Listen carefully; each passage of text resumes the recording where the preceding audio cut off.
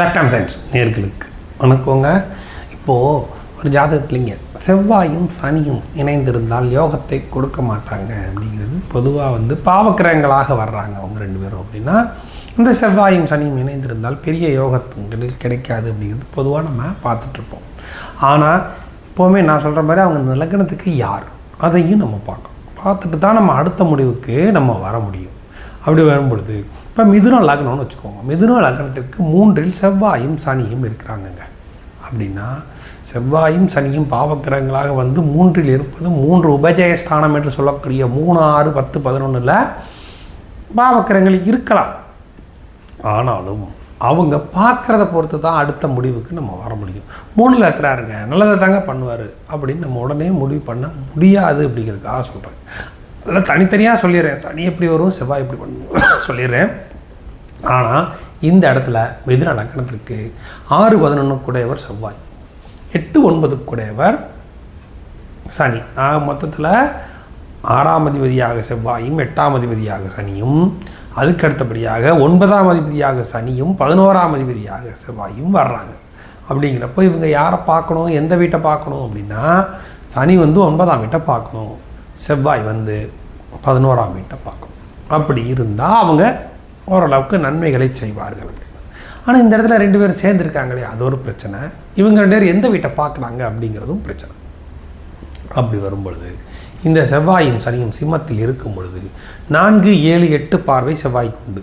அப்படி வரும்பொழுது 4ஆம் பார்வையாக 6ஆம் வீட்டை பார்த்து விடுவார், 7ஆம் பார்வையாக 9ஆம் வீட்டை பார்ப்பார், 8ஆம் பார்வையாக 10ஆம் வீட்டை பார்ப்பார். ஆக மொத்தத்தில் இவர் செவ்வாய் 6ஆம் வீட்டோடு தொடர்பு கொள்கிறார். சிம்மத்தில் அவருக்கு நட்பு தான், அதிநட்பு வீட்டில் இருந்து கொண்டு 6ஆம் வீட்டை பார்க்கிறார். இந்த சனியை பொறுத்த மட்டும் இல்லைங்க, அவர் 8, 9 கூடையவராக வந்துடுறார். 8ஆம் வீட்டுக்கு 8இல் மறைந்து 8க்கு 8இல் மறைந்து 9ஆம் வீட்டை பார்க்கிறார். இது ஒரு நல்ல அமைப்பு. சனி பார்க்கறது நல்ல அமைப்பு, செவ்வாய் பார்க்கறது சரியா இல்லை, இதுதான் பிரச்சனை. ஆனால் அந்த சனிக்கு பகை வீடு, செவ்வாய்க்கு நட்பு வீடு, அதிநட்பு வீடு. அப்படிங்கிறப்ப யாருக்கு இங்கே பவர் அதிகமாகுது அப்படின்னா 2 பேருக்குமே இருக்கும். ஏன் கேட்டிங்கன்னா அவர் 50% 9ஆம் வீட்டோட தான் தொடர்பு கொள்வார். அப்போ சனி நன்மைகளை தான் செய்ய பார்ப்பார். ஆனால் செவ்வாய் தான் 6ஆம் வீட்டை தொடர்பு கொள்வதால் அவர் கெடுபலன்களை செய்கிறதுக்கு தான் அவர் பார்ப்பார். ஆக மொத்தத்தில் நம்ம பிறக்கும் பொழுது அந்த லக்னத்திற்கு செவ்வாயும் சனியும் இருக்குது அப்படின்னா செவ்வாய் திசை வராமல் இருந்தால் நல்லது. இவ்வளோதான். சனி திசை வந்தால் எப்படிங்க இருக்கும், 60% நன்மையை தாங்க செய்யும். 100%ல் ஒரு 60% நன்மைகளை தான் செய்யும்.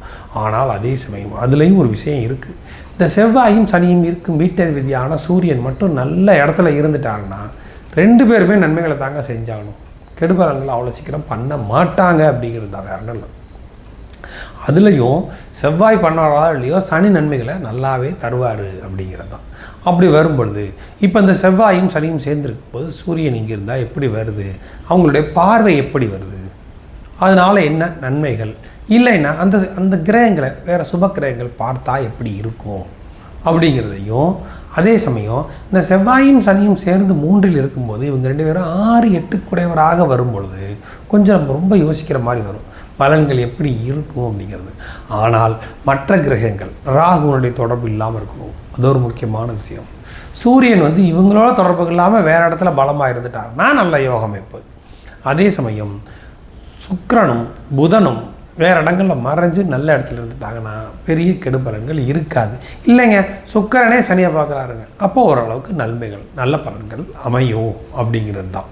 அதுக்கு அடுத்தபடியாக 2 கூடையவர் சந்திரன் ரொம்ப முக்கியமான ஆள். ஏன்னா 2ஆம் அதிபதியாக வந்துடுறாருங்களா, அவரும் கெடாமல் இருக்கணும். அதாவது 1க்கு 2, 3 கிரகங்களுடைய அமைப்பு நல்லா இருந்தால் தான், 9 கிரகங்களில் 5 கிரகங்கள் நல்லா அமைஞ்சிட்டாலே மற்றபடி இந்த இருக்கிறதெல்லாம் பெருசாக நம்ம பார்க்க வேண்டியது இல்லைங்க, ஓரளவுக்கு நற்பலன்கள் வருங்க, அவ்வளோதாங்க.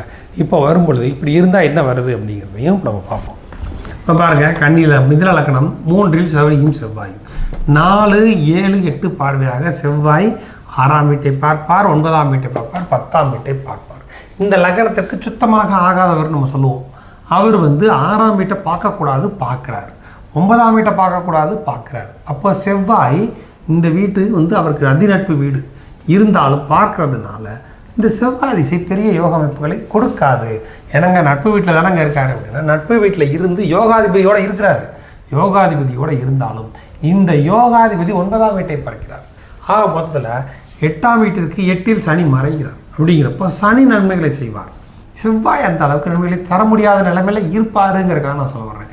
இருந்தாலும் யோகாதிபதியோடைய அமைப்பு அவருக்கு இருக்குது. இந்த யோகாதிபதியோடு சேர்ந்தனால அவர் செவ்வாய் நன்மைகளை செய்யணும் அப்படின்னு வந்தால் பார்த்துக்கோங்க, சூரியன் எங்கேயாச்சும் ஒரு நல்ல இடத்துல இருக்கணும். 10ல் திக்பலம் அடைஞ்சு எடுத்துட்டாருங்க அப்படின்னா சூப்பராக இருக்குங்க. இந்த சூரியன் வந்து சனியை பார்க்கல, சனி சூரியனை பார்க்கல, இந்த வீட்டு அதிபதி திக்பலம் அடைகிறார். எப்போவுமே ஒன்று வரணுங்க ஒரு பாயிண்ட்டு, எந்த கிரகம் திக்பலம் அடையுதோ அந்த வீட்டில் இருக்கிற கிரகங்கள் யோகங்களை செய்யும். இது ஒரு முக்கியமான பாயிண்ட். நீங்கள் பாருங்கள், செவ்வாயும் சனியும் நல்லா இங்கே இருக்கும், சூரியன் திக்பலம் அடைஞ்சிருக்கும், அவங்களுக்கு திசை நல்லா இருக்கும். ஏன்னு கேட்டிங்கன்னா சூரியன் திக்பலம் அடைந்தால் அந்த வீட்டில் இருக்கிற கிரகங்கள் நன்மைகளை செய்யும். அதே சமயம் சனியை பற்றி சொல்ல வேண்டியதில்லை, 60% நன்மைகளை தான் செய்வார். இந்த செவ்வாய் சேர்ந்ததுனால 40% குறையும், அவ்வளோதான். மற்றபடி செவ்வாய் கெடுபலன்கள் தான் கொடுப்பார். செவ்வாய் 8ஆம் பார்வையாக சூரியனை பார்ப்பாங்க, அது தப்பு கிடையாது. ஏன்னா அவங்களுக்குள்ள நட்பு தாராளமாக பார்க்கலாம்.